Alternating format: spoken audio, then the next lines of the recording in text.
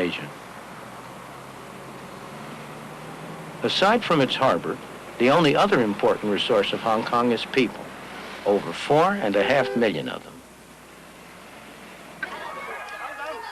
Like America a century ago, Hong Kong in the past few decades has been a haven for people who sought the freedom to make the most of their own abilities. Many of them are refugees from countries that don't allow the economic and political freedom that's taken for granted in Hong Kong. Despite rapid population growth, despite the lack of natural resources, the standard of living is one of the highest in all of Asia.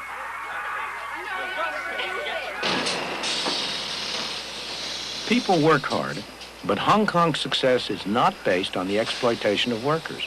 Wages in Hong Kong have gone up 4-fold since the war, and that's after allowing for inflation. The workers are free to work what hours they choose, free to move to other jobs if they wish. The market gives them that choice. It also determines what they make. You can be sure that somebody somewhere is willing to pay for these cheap plastic toys. Otherwise, they simply wouldn't be made.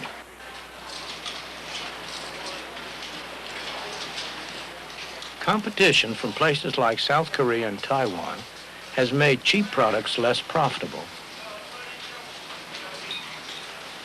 So Hong Kong businessmen have been adapting.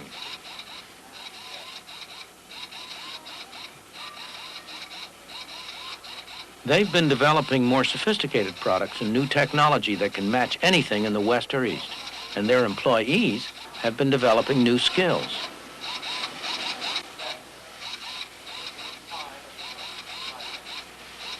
Hong Kong never stops. There's always some business to be done, some opportunity to be seized. It's long been a tourist center and a shopper's paradise, and it's now one of the business centers of the East. It's the ordinary people of Hong Kong who benefit from all this effort and enterprise.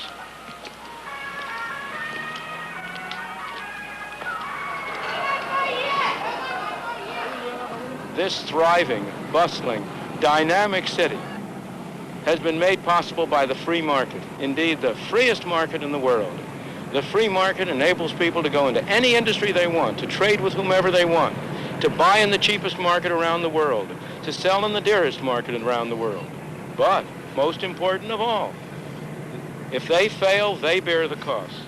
If they succeed, they get the benefit. And it's that atmosphere of incentive that has induced them to work, to adjust, to save, to produce a miracle. This miracle hasn't been achieved by government action, by someone sitting in one of those tall buildings telling people what to do. It's been achieved by allowing the market to work.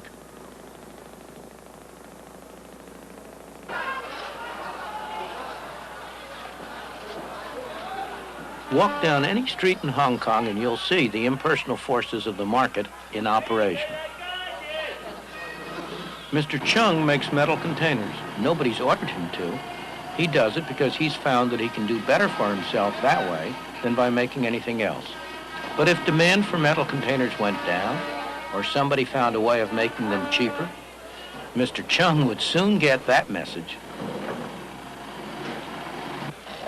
A few doors away, Mr. Yu's firm has been making traditional Cantonese wedding gowns for 42 years. But the demand for these elaborate garments is falling. The firm has already gotten that message and is now looking for another product. The market tells producers not only what to produce, but how best to produce it through another set of prices. The cost of materials, the wages of labor, and so on. For example, if these workers could earn more doing something else, Mr. Ho would soon find a way to mechanize his picture frame production. Inside this Chinese medicine shop, a market transaction's going on. The customer's confidence that this painful-looking ordeal will help him doesn't rest on any official certification of the bone doctor's qualifications. It comes from experience, his own or his friends. In his turn, the doctor treats him not because he's been ordered to, but because he gets paid. The transaction is voluntary. So both parties must expect to benefit, or it will not take place.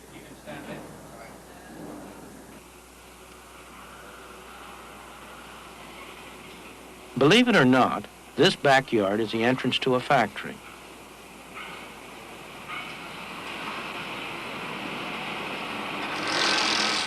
The workers here are some of the best paid in Hong Kong. It's hot, sticky, and extremely noisy. The workers are highly skilled, so they can command high wages.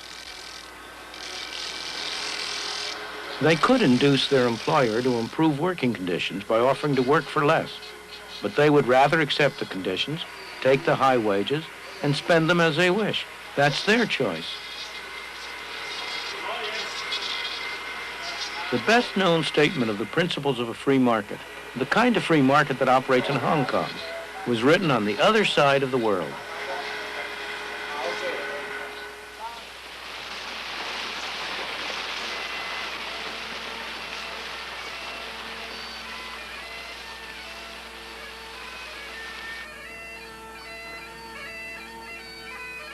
"200 years ago in Scotland, Adam Smith taught at the University of Glasgow. His brilliant book, The Wealth of Nations, was based on the lectures he gave here. The basic principles underlying the free market, as Adam Smith taught them to his students in this university, are really very simple. Look at this lead pencil. There's not a single person in the world who could make this pencil. Remarkable statement?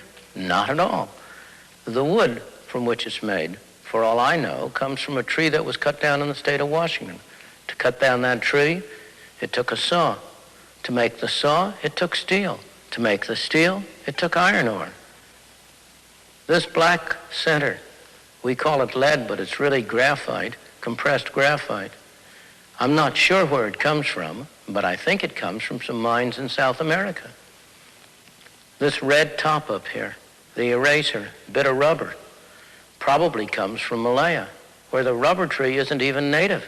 It was imported from South America by some businessmen with the help of the British government.